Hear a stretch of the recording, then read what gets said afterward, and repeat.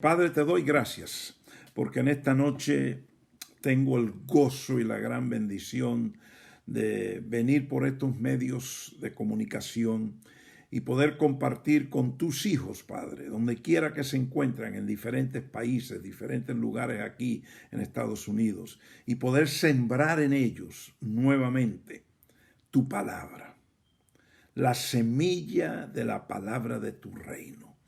Gracias por esta honra y este privilegio. Espíritu Santo, dirígenos en esta noche. Espíritu Santo, sé tú el que traiga la iluminación. Que yo no hable mis palabras, sino las palabras de mi Padre que está en los cielos, con la autoridad de mi Señor y mi Rey Jesucristo. Es en ese espíritu que comenzamos ahora, en el nombre de Jesucristo y en el poder del Espíritu Santo. Amén. Quiero leer de nuevo el versículo que hemos estado leyendo cada noche, porque este es el versículo que Dios me dio cuando comencé aquí, marzo 19, que fue la primera noche que compartí con muchos de ustedes. Y el versículo que Dios nos dio fue el Salmo 91, y dijimos que no era solamente todo el Salmo 91, pero específicamente el versículo 1. Ese es el fundamento de todo lo que hemos estado enseñando en estos días aquí y seguiremos compartiendo con ustedes. Hasta que todo esto pase, aquí vamos a estar compartiendo con ustedes cada vez que nos sea posible. Salmo 91, leo de la Biblia de las Américas y dice lo siguiente: el que habita al abrigo del Altísimo, el que habita al abrigo del Altísimo, morará a la sombra del Omnipotente. Entonces el versículo es bien claro. El salmista escribe aquí y dice el que habita, y ya hemos hablado de esa palabra bastante, tomar habitación, permanencia, residir, el que habita bajo el abrigo. Y te he dicho cada noche, y lo vuelvo a decir esta noche, esa palabra abrigo allí en el original es la palabra cobertura, la cubierta, el que está bajo el señorío, bajo la cobertura espiritual del Altísimo. Ese Altísimo, ¿quién es? Nada menos que nuestro Señor y Rey Jesucristo. Entonces, el que habita bajo la cobertura de Jesucristo morará a la sombra del Omnipotente. Dios como Padre, como Hijo y Espíritu Santo, Él como deidad, uno, Padre, Hijo y Espíritu Santo, Él es omnipotente. Él es el Todopoderoso, el Shaddai, como le dijo él a Abraham en el libro de Génesis. Yo soy el Shaddai. A él fue el primer hombre que Dios le dijo en la tierra: yo soy el Todopoderoso. No solamente el poderoso, pero el Todopoderoso. Entonces, ese Dios Todopoderoso es omnipotente. Omnipotente. Su potencia no hay otra igual. No hay nada que se asemeja a la autoridad, al poder y la potencia de nuestro Dios. Entonces dice aquí el que escribe este salmo: el que escoge habitar debajo de la cobertura del Altísimo, nuestro Rey y nuestro Señor Jesucristo, entonces estará y morará. En otras palabras, estará en descanso, en la sombra. ¿Qué hace una sombra? Una sombra es como que te da una cobija. Cuando hay mucho sol, tú vas a una sombra. A veces cuando tú estás en una calle en tu ciudad, por ejemplo, vamos a hablar de Montería en Colombia, donde hace bastante calor y donde hay a veces ese sol picante de la costa que cae allí en Montería. Entonces, a veces tú vas por la calle y hay un lado de la calle que quizás tiene más sombra que el otro, donde que casi todo el mundo va a estar caminando donde está la sombra. ¿Por qué? Porque en la sombra el efecto del sol no es tan fuerte. En la sombra hay cierto refrigerio. A veces alguien, incluso cuando salen, abren un paraguas, una sombrilla, aunque no está lloviendo, pero para cubrirse de lo fuerte del sol, del calor del sol. Entonces, la sombra es un alivio, es algo que te trae un refrigerio, es algo que te cubre y es para bien. Entonces, cuando tú y yo escogemos habitar bajo la autoridad del Altísimo, Rey de Reyes y Señor de Señores, no solamente tenemos la seguridad de su omnipotencia estar sobre nosotros, pero estamos bajo la sombra de ese poder que nos cubre. Entonces, volviendo a enfatizar otro versículo del Salmo 91, porque el Salmo 91 nos dice unas cosas muy poderosas. Vamos a leer algunas de ellas que quizás en otras noches no hemos leído.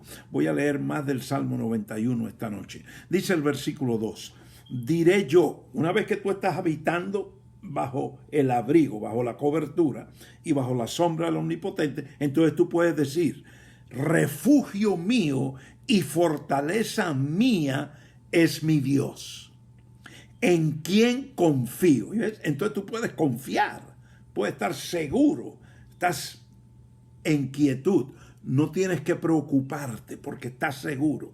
¿Por qué? Dice el versículo 3, porque Él, ¿quién es ese Él? El Altísimo, nuestro Señor, el que nos cubre, nuestra autoridad, Jesucristo, Rey de Reyes. Él te libra del lazo del cazador y de la pestilencia mortal. Con sus plumas te cubre y bajo sus alas hallas refugio, escudo y baluarte es su fidelidad. Es interesante que aquí el salmista hace una analogía con un pájaro que tiene alas, que tiene plumas, que las abre, como el águila. ¿Tú has visto el águila alguna vez cuando abre sus alas, esas alas grandísimas? Esas alas proveen sombra.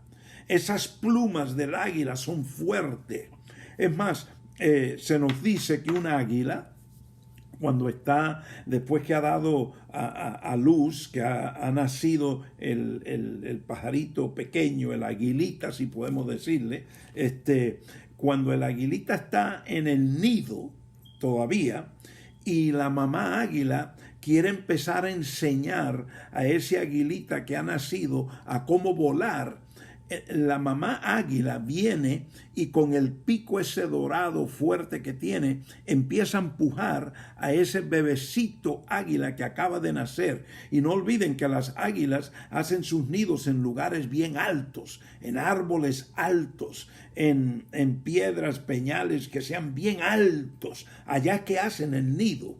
Y entonces en esa altura la mamá águila viene y empuja con su pico, que es fuerte, empieza a empujar a la aguilita del nido, empieza a casi destruir el nido, empieza a quitar lo que estorbe al nido, lo que estorbe en el nido, de que la aguilita pueda salir. Y entonces lo empuja hasta que la aguilita es como que se va a caer.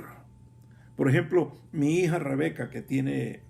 va a cumplir 9 meses esta semana, ya el jueves cumple 9 meses. Ella apenas ahora está gateando y en la cama ella gatea y quiere ir al piso, pero que yo siempre hago, yo la agarro antes. ¿Por qué? Porque no quiero que caiga de la cama al piso y se dé un golpe. Entonces su mamá y yo estamos cuidándola, porque ella quiere gatear y quiere irse al piso. Entonces el águila hace lo mismo.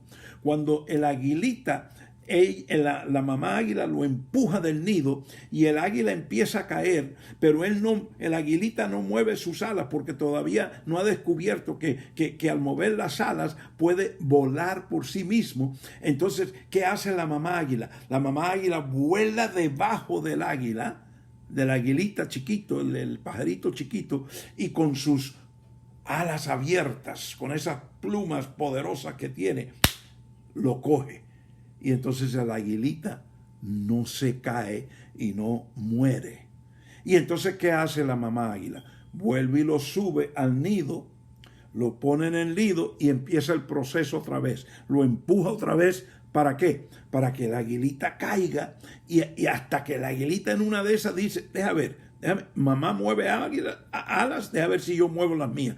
Y cuando la aguilita empieza a mover las alas, empieza a volar por sí mismo. ¿Por qué? Porque tiene alas fuertes, con plumas fuertes. Entonces aquí el salmista en el versículo 3 nos está hablando de esa fuerza en esas plumas, de lo que cubre cuando las alas se abren. Entonces dice, con sus plumas te cubre y bajo sus alas hallas refugio.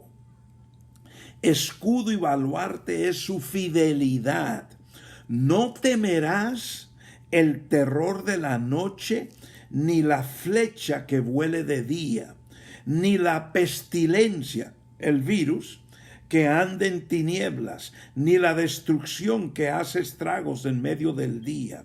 Aunque caigan 1000 a tu lado y 10,000 a tu diestra, a ti no se acercará. Con tus ojos mirarás y verás la paga por los impíos, porque has puesto al Señor, al Altísimo, que es mi refugio, al Altísimo lo has puesto por tu habitación. No te sucederá ningún mal, ni plaga se acercará a tu morada, pues Él dará órdenes a sus ángeles acerca de ti, para que te guarden en todos tus caminos. En sus manos te llevarán, para que tu pie no tropiece en piedra. Sobre el león y la cobra pisarás, esa serpiente cobra pisarás. Hollarás al cachorro de león y a la serpiente, porque en mí ha puesto su amor. Yo entonces lo libraré, lo exaltaré, porque ha conocido mi nombre. Me invocará y le responderé. Yo estaré con él en la angustia, lo rescataré y lo honraré. Lo saciaré de larga vida y le haré ver mi liberación. En algunas traducciones dice, le haré ver mi salvación. Entonces, esta es la hermosa promesa del Salmo 91. Pero vuelvo a decirte, y antes de continuar en la palabra específica que vamos en esta noche, porque aquí estoy en la preintroducción de la introducción del mensaje. Entonces, estamos repasando aquí, porque cada noche yo quiero sembrarte de nuevo este principio, la importancia de que tú y yo escojamos, hagamos una elección, acuérdate, con tu libre albedrío, eliges cada momento, no cuando estás en aflicción, sino cada momento, en lo bueno, en lo malo, como sea, tú escoges, yo hoy voy a vivir bajo la cobertura, bajo la autoridad del Altísimo. Voy a habitar ahí. Yo no me voy a salir, no me voy a despegar. Yo voy a estar bajo esa autoridad. Voy a estar bajo la autoridad de su gobierno, de sus principios, de sus verdades espirituales, de sus leyes espirituales. Ahí voy a estar. Mi pensamiento va a pensar en todos esos principios que Él me ha estado enseñando por su palabra. Mi libre albedrío va a hacer decisiones de acuerdo a los principios del reino, del gobierno del cual soy ciudadano. Cuando tú eliges cada día estar bajo tú moras, habitas bajo el abrigo, esa cobertura del señorío de Jesucristo como Rey de Reyes y Señor de tu vida, entonces la sombra del Omnipotente te cubre y todo esto que dice el Salmo será una realidad en tu vida. ¿Por qué? Porque Dios cumple su palabra. Él dice aquí, tú haces esto y ese va a ser el fruto. Entonces, vuelvo a someterte, poderoso Salmo. Léelo cada día, léeselo a tu familia, léelo a tus amigos, llama a alguien y léele, compártelo, pero también dile, el Salmo y todo lo que dice aquí depende del versículo 1. Háblale de la importancia del versículo 1, de habitar bajo el abrigo del Altísimo. Eso es estar bajo el señorío de Jesucristo. Tú no puedes estar separado, fuera de la cobertura, haciendo lo que te da la gana, violando los principios espirituales, no siendo fiel en las verdades espirituales que Dios te ha enseñado, en el eterno propósito de su reino, las eternas verdades espirituales y leyes espirituales. Yo no estoy hablando aquí las doctrinas ni las teologías de las religiones y de los hombres. Muchas personas cuando escuchan hablar, y yo estoy hablando de esto, a veces creen que es vivir de acuerdo a la teología de su religión, de su sistema denominacional. Eso no es lo que estoy hablando. Yo estoy hablando del único evangelio que existe en esta palabra, que es el evangelio del reino, el evangelio del gobierno de Dios, el evangelio que existió en el jardín del Edén, el evangelio que se le dio a Abraham, el evangelio de Moisés, el evangelio de David, el evangelio de los profetas, de Isaías, Jeremías, Nehemías, el evangelio que Juan el Bautista anunció acerca que uno venía para hablar y para llevar a cabo lo que ese evangelio del reino anunció. Él fue el mensajero, el heraldo que fue enviado a anunciar el que venía a propagar ese evangelio. El único evangelio del cual Jesús habló. Desde el primer día que abrió su boca dijo: arrepentíos, porque el evangelio del reino se ha acercado. El reino de Dios, el gobierno de Dios se ha acercado. Jesús no vino a enseñar, a promover, ni a predicar tradición de los hombres, judaísmo, ni nada de lo que existiese religioso en los tiempos que él estuvo aquí. No, incluso él vino a mostrarle a los religiosos el error en que estaban, en la oscuridad que estaban, en la ceguera espiritual en que estaban por causa de todo eso. Y les vino a enseñar con parábolas, le vino a enseñar con analogías y cosas del diario vivir, demostrándoles qué es el eterno evangelio del gobierno de Dios, del reino de Dios. Y por eso lo llamaron un blasfemo y lo acusaron de blasfemo y lo pidieron la crucifixión de él, porque él enseñó un evangelio contrario a la tradición. Hoy en día sucede igual, hoy en día, exactamente igual. Los que persiguen el evangelio del reino son los religiosos. Y hay algunos religiosos que escuchan el evangelio del reino y dicen amén, qué linda palabra, pero siguen viviendo, oran, confiesan, siguen viviendo el mismo legalismo religioso. Están todavía encarcelados en la misma cárcel religiosa. Siguen con la ladrillera siendo un ladrillo dentro de la ladrillera. Siguen siendo ese árbol de hoja de higuera lleno de hojas, pero no dando fruto de vida. El fruto que Jesús vino a buscar.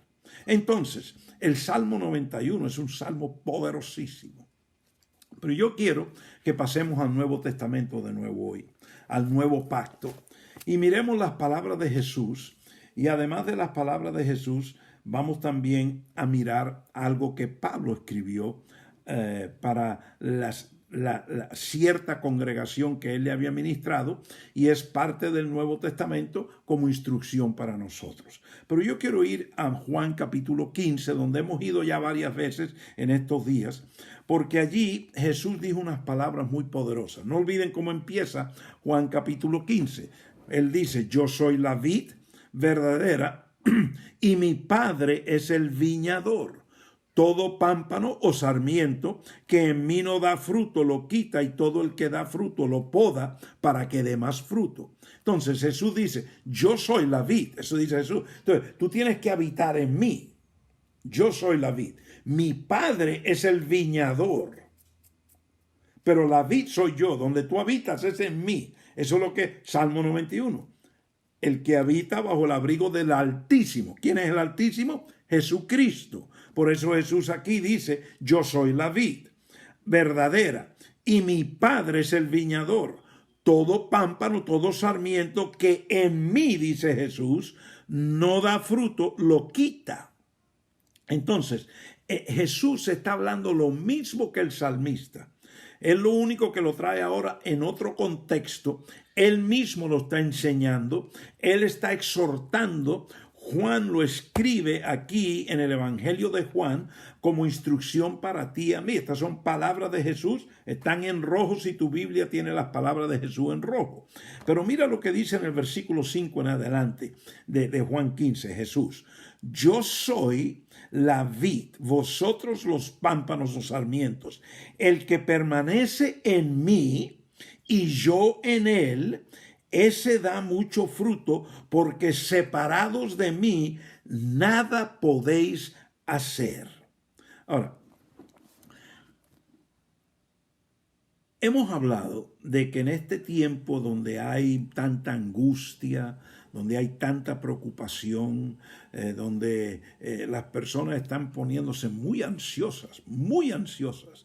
La ansiedad ahora se está multiplicando porque la gente se tiene que quedar en casa, no pueden salir y ya no se aguantan uno al otro, ya no se están tolerando en la casa el uno al otro, y ya las cuatro paredes están pareciéndose cada día más a una cárcel y está llegando mucha ansiedad, enojo, los temperamentos, y eso lo estamos oyendo por todos lados. Tristemente, casas de hijos e hijas de Dios. Es triste que eso sea una realidad, porque este debe ser un momento donde la paz que pasa todo entendimiento debiera de estar no solamente reinando en tu vida individual, pero si reina en ti, si reina en tu esposa, si reina en tus hijos, entonces reina en tu casa. Entonces tu casa debe ser un lugar de la habitación de la paz de Dios.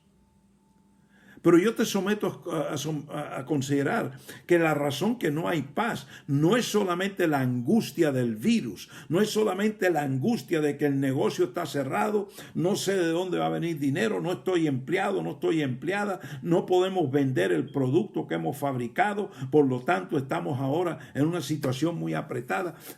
No, la angustia es mucho más allá. No hay paz, no solamente porque hay realidades. Y yo sé que somos humanos y tenemos que ajustarnos. Tenemos ahora es cuando algunos están diciendo, wow, ojalá yo hubiera escuchado al pastor David cuando me enseñó acerca de la mayordomía. Porque yo he enseñado en todos los lugares que me están escuchando esta noche. Yo llevo años enseñando acerca de la mayordomía, la economía del reino, del gobierno de Dios. Y qué hay que hacer para caminar en el orden de la economía, en el orden de la mayordomía, para que no haya escasez ahora. Y todo eso lo hemos enseñado, los principios espirituales, las verdades espirituales, las leyes espirituales. Y muchos de mis hermanos y hermanas están pasando lo que están por no vivir esos principios de mayordomía, porque faltó orden. Yo tengo amigos aquí mismo, empresarios aquí donde yo vivo, que están desesperados ahora. Le han dado orden de quedarse en casa y no se pueden quedar en casa. Andan como locos corriendo de un lugar a otro. ¿Por qué? Porque no tienen con qué comer. Entonces tienen que salir porque no hay dinero para la comida de los hijos y esto. ¿Por qué? Porque no han sido buenos mayordomos, no han tenido orden. Entonces, falta de orden, falta de mayordomía, entonces trae mucha más angustia, ¿ves? Por eso es que Jesús dijo, permaneced en mí y yo en vosotros. Si tú habitas en mí y mi autoridad habita en ti, mis palabras habitan en ti, si yo soy gobierno para tu vida, si tú estás bajo mi cobertura, entonces no va a haber ansiedad. No va a haber esa preocupación, no va a haber esa escasez. Tú vas a dar frutos. Si alguno no permanece en mí, dice él, entonces es echado fuera como un pámpano que no da fruto. Entonces, dice otra vez en el versículo 7 y 8, y aquí donde vamos, desde el 7 y 8 en adelante, si permanecéis en mí y mis palabras. Y esta es la clave que yo quiero llegar esta noche a sembrar en ustedes. Las palabras de Jesús. Mi familia, Jesús enseñó muchísimo. ¿Sabe algo que a mí me preocupa mucho hoy en día? Mucho, mucho. Y es que yo escucho a muchos predicadores y escucho mucho lo que se está predicando ahora mismo, especialmente en este tiempo. Yo me levanto muy temprano en la mañana, muy temprano. El sol ni ha salido. Y yo prendo a ver los medios sociales, qué se estaba predicando ayer. Y por aquí yo oigo acá, yo oigo allá, oigo allá. Y ¿sabe lo que me da tristeza?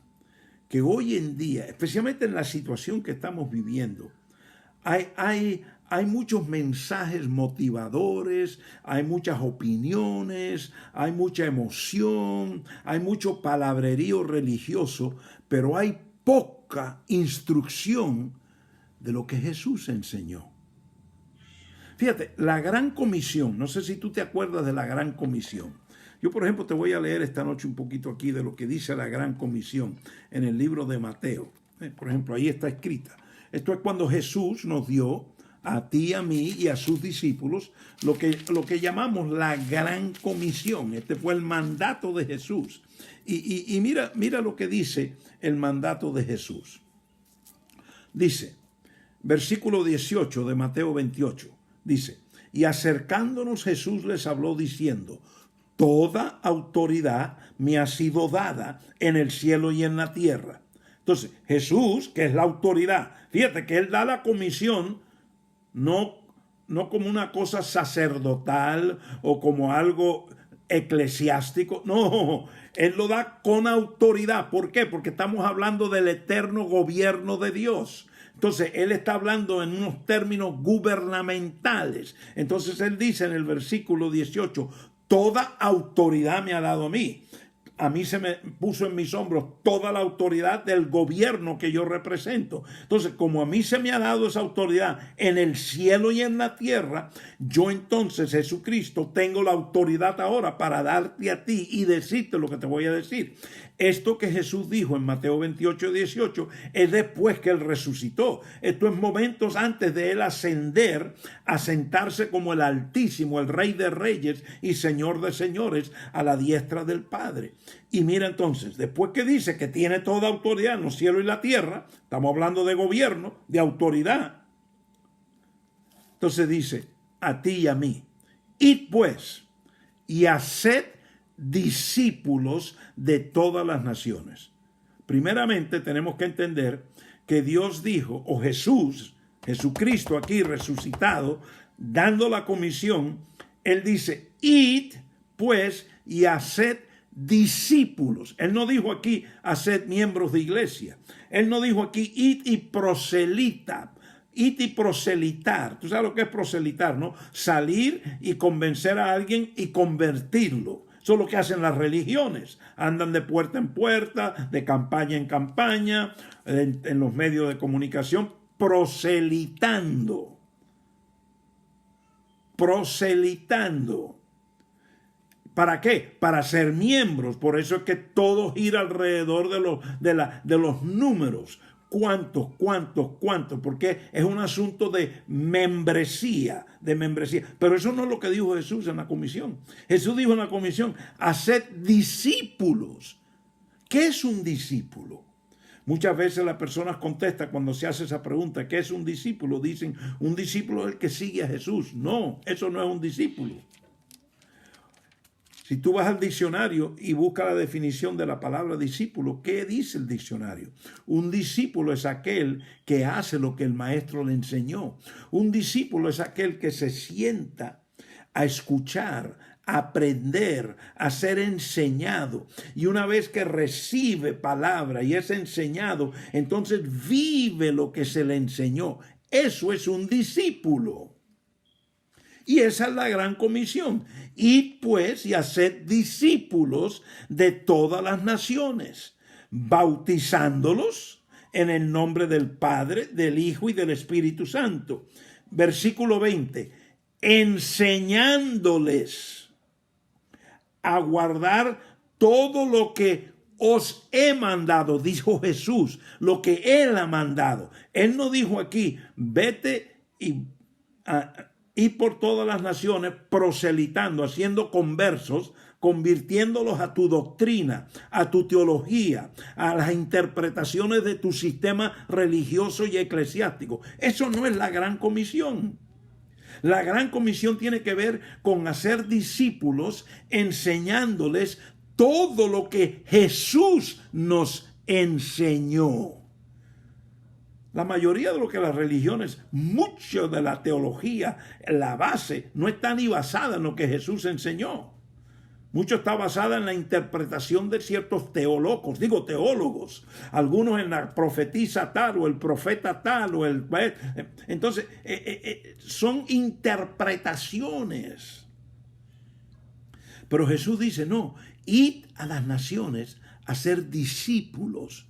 ¿Cómo se hace un discípulo? Él lo dice bien claro, enseñándoles a guardar todo lo que os he mandado. Ese es Jesús hablando.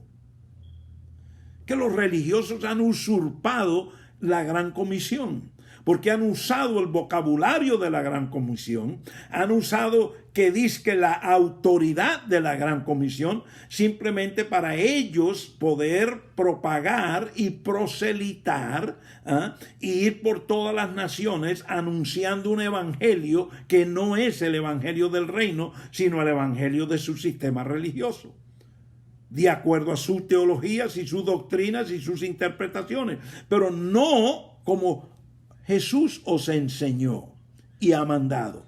He aquí yo estoy con vosotros todos los días hasta el fin del mundo. En el libro de Marcos tenemos la misma gran comisión. Ahí lo dice, id y haced discípulos, instruyéndoles en todo lo que Jesús os instruyó, os enseñó. Entonces, vuelvo a Juan capítulo 15. Juan capítulo 15, Jesús está instruyendo y él dice, cuando vayas por las naciones, cuando vayas a Colombia, a España, a Puerto Rico, a México, a Honduras, a Estados Unidos, en el estado de Texas, en Florida, donde quiera que vayas, haced discípulos. ¿Cómo vamos a hacer los discípulos? Enseñándoles lo que Jesús enseñó. Entonces, eso es lo que te estoy enseñando, lo que Jesús enseñó. Aquí está en Juan capítulo 15. ¿Qué enseñó Jesús? Entonces, él enseñó lo siguiente. Si permaneces en mí, versículo 7 de Juan 15, y mis palabras permanecen en vosotros. Yo soy director de un ministerio, de una escuela de ministerio aquí donde vivo. Y este año ya graduamos una clase y tengo otra clase que ahora mismo estamos terminando casi ya. Ahora en junio se termina el año. Y todos los estudiantes que tengo allí, todos son hijos e hijas de Dios, convertidos. Muchos llevan 20, 18, 15, 11, 10, algunos desde nacimiento, etcétera, años en la iglesia. Algunos han estado en diferentes iglesias. Y cuando ellos empezamos este año, yo les dije, una de las cosas que ustedes tienen que hacer en esta escuela es, tienen que dejar allá, cuando entran por la puerta, tienen que dejar allá afuera todo lo que han aprendido. Porque todo lo que han aprendido de diferentes lugares, diferentes fuentes, puede hacer que le cause un impedimento de poder aprender lo que le vamos a enseñar aquí en la escuela de ministerio. Porque aquí vamos a enseñar lo que Jesús enseñó. Aquí no vamos a enseñar una sola doctrina ni una sola teología de los hombres. Vamos a enseñar la palabra de Dios, el evangelio del reino, el evangelio del gobierno de Dios, el evangelio del señorío de Jesucristo como Rey y Señor, y lo que Él enseñó, y cómo lo enseñó, y para qué lo enseñó. ¿Y sabe lo que descubrimos? Al principio, los estudiantes empezaron a escuchar el evangelio, y qué choque, y las preguntas, y después de la clase que se terminaba, ay pastor, yo nunca en mi vida había escuchado esto, nunca había visto ese versículo, ni sabía que decía eso. La mayoría, y vuelvo a decir, todos venían de estar en la iglesia por mucho tiempo, diferentes iglesias, pero qué confusión. ¿Por qué? Porque a ellos nadie los hizo discípulos enseñándoles lo que Jesús había enseñado. Cada uno de ellos, de acuerdo a la iglesia que se convirtieron, la doctrina y la teología que creían, eso es lo que le habían enseñado. Y entonces, al enfrentarse con lo que Jesús enseñó, se han dado cuenta, ¡wow! ¡Qué diferencia! Y muchos se le han abierto los ojos. Algunos me están viendo esta misma noche, ahora mismo, yo sé. Allí vi los nombres de ellos. Entonces, vuelvo aquí. Mira lo que dice Jesús. Permanece en mí y mis palabras permanecen en vosotros. Pedid lo que queráis y os será hecho. Uno de los problemas con la oración hoy en día en muchos hijos e hijas de Dios es que están pidiendo no de acuerdo al orden de Dios, no de acuerdo al gobierno, al señorío del Señor de señores y Rey de reyes, no de acuerdo al abrigo del Altísimo. Están pidiendo en sus emociones almáticas, en sus sentimientos. Están pidiendo de acuerdo a cómo la religión les enseñó a pedir. Entonces la oración se ha convertido en rezar y en pedir, pero usando un vocabulario totalmente religioso y totalmente fuera de las palabras que Jesús enseñó. Entonces mira lo que dice aquí para que la oración tenga poder. ¿Qué dice Jesús? Si permaneces en mí y mis palabras permanecen en vosotros, pedid lo que queráis y os será hecho. Muchos religiosos, yo los oigo decir, muchos ministros lo dicen de los púlpitos, pidan lo que quieran, que en el nombre de Jesús hay poder. Sí, es verdad. Pero tú tienes que pedirlo de acuerdo al orden establecido por el gobierno de Dios, por el reino de Dios. Tú no puedes pedir a tu manera. Mira los gobiernos naturales, cívicos que hay aquí. Vamos a hablar del gobierno donde yo vivo, aquí en Estados Unidos. Por ejemplo, el presidente y el Congreso y el Senado. El presidente antes de anoche firmó a ley una propuesta que le mandó el Congreso y el Senado, donde ahora el gobierno va a dar ayuda financiera a empresarios, a empleados y a muchas personas, muchos residentes de este país. Y ya se ha anunciado la cantidad que va a ser por cada persona. Si están casados van a recibir tanto, si tienen hijos van a recibir tanto. Todo eso eso es ley. Y eso ya están anunciando, hoy estaban anunciando que ya dentro de 2 o 3 semanas empezará el desembolso y los ciudadanos empezarán a recibir. Pero para tú recibir ese dinero tú tienes que ser un ciudadano de acuerdo al orden de este país.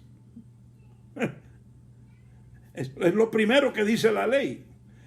Todo el que quiera recibir tiene que ser de acuerdo al orden que hemos establecido, de acuerdo al orden del gobierno. No simplemente que alguien ahí en San Benito, Texas, dice, bueno, yo quiero, y tú no has vivido como un ciudadano de orden. No has llenado los requisitos que requiere el país. Entonces, tú no vas a recibir ni un solo centavo. Como dicen en Santo Domingo, ni un chele. Nada. ¿Por qué? Porque el ciudadano está fuera de orden.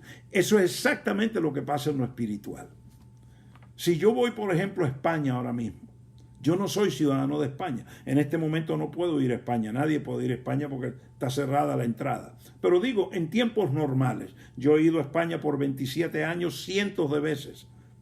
Pero cada vez que yo iba, yo entraba por inmigración con mi pasaporte americano, porque yo soy ciudadano americano. Y aunque el país de España me dejaba entrar, me daba un permiso para poder viajar por todo el país libremente, sin embargo, yo no podía pedirle nada al gobierno. ¿Por qué? Porque yo no soy ciudadano del gobierno español. Yo no tenía derechos a ninguno de los beneficios que un ciudadano español sí tiene. En Colombia, por ejemplo, yo nací en Colombia. Pero para yo poder tener beneficios en Colombia, yo tengo que tener una cédula colombiana. Y por casi 60 y pico de años de mi vida, yo nunca tuve cédula colombiana, nunca. Porque no vivía allá y no la necesité. Pero hace unos años atrás, cuando empecé a ir bastante a Colombia, y al casarme con una paisa antioqueña colombiana, pues yo decidí sacar una cédula colombiana. Y entonces con esa célula yo tengo ciertos derechos como ciudadano del país de Colombia. Y ya yo he visto que cuando voy yo puedo tener esos derechos porque tengo mi cédula. Yo puedo mostrar que soy ciudadano. Déjame decirte, en el reino de Dios es exactamente igual. Tú fuiste comprado con la sangre de Jesús. Y tú ahora naciste de nuevo espiritualmente y tú eres ciudadano y ciudadana del gobierno de Dios, del reino de Dios. Pero tú no puedes pedirle al reino simplemente como tú quieras y vivir como te da la gana. No, no, no, no. Este es un gobierno de orden, es un gobierno espiritual, es un gobierno que tiene un Señor, un Altísimo, un Rey de Reyes, un Padre, un Espíritu Santo y una palabra. La constitución de este reino, las leyes espirituales, los principios espirituales, las verdades espirituales. Entonces Jesús dice, si tú habitas en mí, si tú permaneces en mí y mis palabras habitan en ti, si mis palabras gobiernan tu vida, si tú eres un ciudadano de mi reino, que mis palabras diariamente están gobernando tus decisiones y tú vives, entonces tú lo que pidas se te va a dar. Déjame leértelo otra vez. Si permaneces en mí, versículo 7 de Juan 15, y mis palabras permanecen en vosotros, pedid lo que queráis y os será hecho. A mí vienen muchas personas y me dicen, ay pastor, yo oro y yo pido y nada me pase, por favor, ore usted por mí porque quizás a usted Dios lo va a escuchar más. Digo, no, esto no es un asunto quién ora, esto es un asunto, ¿está tu vida en el orden del reino? El problema espiritual que tiene la mayoría del pueblo de Dios no es la oración, no es el poder de la oración, no es ni la fe. Muchos creen. El problema es el orden. No están bajo el abrigo. Salmo 91, versículo 1. El que habita, el que está en habitación permanente bajo la autoridad, bajo la cobertura del señorío de Jesucristo en su vida, en su alma, en sus emociones, sus sentimientos, sus pensamientos, sus decisiones, sus reacciones, sus impulsos. ¿Qué tú estás guardando en tu corazón? Si tú estás viviendo con falta de perdón, si tú vives con enojo, si tú vives con resentimiento y amargura, si tú estás juzgando continuamente y acusando y estás viendo la paja del vecino y no ves la viga que tú tienes en tu ojo, entonces tú estás fuera de orden. Ahí no hay señorío. Si en tu vida no hay amor para el prójimo, no hay compasión, no hay misericordia, si en tu vida no hay integridad, si tu vida no está bajo la cobertura, bajo el abrigo, entonces tu vida está fuera de orden. Yo conozco personas que aquí mismo, cerca de mí, tienen títulos. Tú los vieras el domingo, se visten que parecen sacerdotes. Y tienen títulos y caminan con libretas en la mano y todo. Pero durante la semana sus vidas están totalmente fuera de orden. Todo en su vida está fuera de orden. Su vida individual, su matrimonio, sus finanzas, su empresa, todo está fuera de orden. Pero el domingo, aleluya, gloria a Dios. Y aquí estoy. Y soy fulano de tal con un título. Y creen que entonces tienen el derecho de pedirle a Dios todo lo que quieran y que Dios va a contestar. No. Jesús fue muy claro. Él dijo, un momentico. Primero tienes que habitar en mí, tienes que permanecer en mí. Segundo, mis palabras tienen que permanecer en ti. Mis palabras. Yo te dije que te iba a leer algo de que Pablo escribió, pero no vamos a tener tiempo. Esto lo dejamos entonces para mañana en la noche o el miércoles. Mira lo que dice aquí. Si permaneces en mí y mis palabras permanecen en vosotros, pedid lo que queráis y os será hecho. Versículo 8.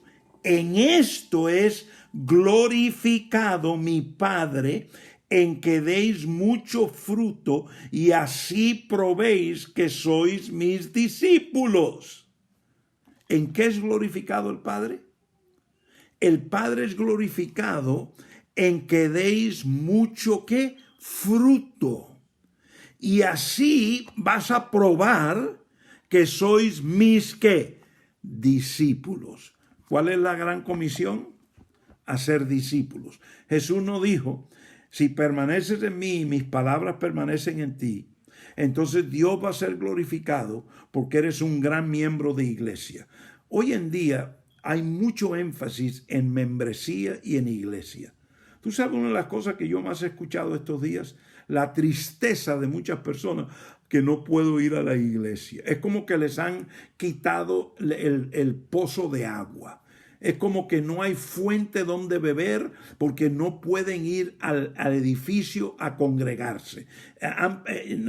No saben cómo vivir, no saben cómo andar. ¿Por qué? Porque iglesia y eclesiastismo ha sido el centro de sus vidas.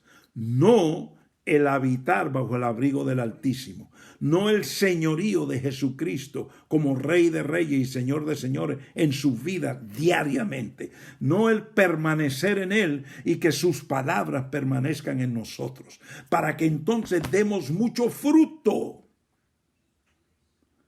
Cada día estamos dando frutos. ¿Frutos de qué? De que somos discípulos. ¿Frutos de qué? De que estamos permaneciendo en la vid. Y que por como estamos permaneciendo en la vid entonces produce frutos en nosotros. Más fruto y mejor fruto. Y el viñador poda, quita cualquier cosa que venga a impedir, a estorbar de que tú des buen fruto. Y ahí viene. Pero ¿por qué todo eso sucede? Porque tú habitas, porque tú permaneces y porque la palabra de el Señor, la palabra del Altísimo, del Omnipotente, habita en ti. Y esa palabra gobierna y rige tu vida, tus pensamientos, tus emociones, tus sentimientos, tus decisiones, tu trato con tu prójimo. Cada cosa está bajo el señorío del Altísimo Jesucristo como Señor de tu vida. ¿Quieres vivir en victoria? ¿Quieres vivir en el gozo y la paz que pasa todo entendimiento? ¿Quieres dar fruto y glorificar a Dios que eres un discípulo de Él? Muy fácil. Permanece en Él y que sus palabras permanezcan en ti. Ya es tiempo de terminar. Nos hemos pasado ya 2 minutos de lo que normalmente hacemos. Espero que las palabras de esta noche lleguen a tu espíritu, te hagan pensar. Esto no es religión, esto es estilo de vida. Esto es ser un ciudadano del reino. Esto es tener un entendimiento de lo que es ser parte de la patria de Dios. Yo quisiera ver personas ser igual de apasionados con la patria de Dios como son con su patria natural. Yo quisiera ver ciudadanos del reino ser tan apasionados como los colombianos les gusta ser apasionados por ser colombianos, o como los mexicanos les gusta ser mexicanos. Y no digan los puertorriqueños, madre mía, puertorriqueños se orgullecen en ser boricua, de la isla del encanto. Y tú lo oyes por donde quiera. El único lugar en el mundo donde cuando el avión aterriza, todo el mundo aplaude. Para mí eso indica dónde está el corazón del pueblo. Yo no estoy diciendo que no tenemos que tener gozo con nuestra tierra. Claro, no estoy diciendo eso. Estoy diciendo que ojalá hubiese la misma pasión por el reino, por la ciudadanía de la patria de Dios a la cual pertenecemos. Porque estamos en ella y estamos dando fruto y estamos glorificando al Padre de ese reino, de que somos sus discípulos. Es mi oración que el Espíritu Santo te dé entendimiento, te dé iluminación de esta palabra. Padre, gracias nuevamente porque en estos momentos que vivimos, tu palabra viene a ser refrigerio a nuestra vida. Aquí está mi hijo Samuel, ya llegó en el momento que estamos terminando. Padre, gracias por tu amor, gracias por tu misericordia y tu compasión. Gracias, Señor, gracias porque tú nos proteges.